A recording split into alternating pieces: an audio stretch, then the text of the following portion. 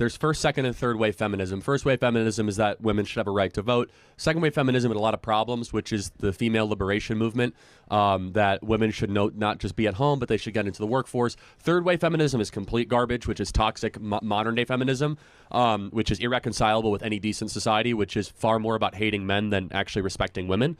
And you guys all know the type of that kind of feminism. There are some good aspects of second wave feminism, but at the core of feminism, we have to ask the question is, has it made American women happier? And it hasn't, actually. American women are more suicidal, more depressed, more anxious than they were prior. And I believe, and again, we get in trouble for saying this, is that you should have the agency and liberty to do whatever you want.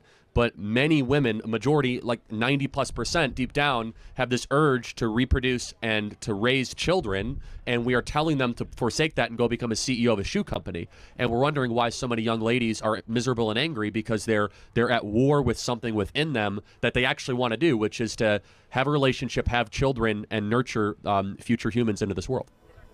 I would like to propose an alternative perspective. I'm conservative, but I'm also a feminist, and I think that a better way to propose feminism in the public media would be not to eliminate having children and tell women that they shouldn't have children, but to figure out your career first before you decide to settle down, because you can't really undo that once you have kids. So I think it's the exact opposite. I think you should have kids first, then do your career, because which one has a timetable on it? True, but once you have kids, you're committed to that, and you can't really have as much of a career, so you should kind of define your I guess what I'm trying to say. Kids are way more important than being, a data scientist at Dropbox. But okay, what if you don't want to have kids? That's fine. Then go do it. You're risking that you might end up super miserable. And that's what we're seeing, is that we have seen a spike where half of women in their 30s that are unmarried are on antidepressants. Half. We've never seen a spike like this. And again, I'm not saying that's the only reason, but we've never, ever seen a generation or a group of people so angry, so miserable, so medicated. And there's obviously something wrong. We know who are the happiest women in America.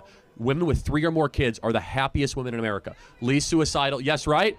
And by the way, it's not easy, but it's super deep. And so again, if you want to go be a data scientist, God bless you. This is country, free country. Go do that. I just think that there's a part of the story that isn't being told, which is that the opposite should be have kids as soon as possible, and then you can go pursue your career in your late 30s once your kids are 18 years old. And it's the opposite. We tell people, wait. And by the way, when you reach your 30s, you might be infertile, you might have trouble having kids, you might need IVF, you might need all these other very, harsh treatments, and you might not even find a mate.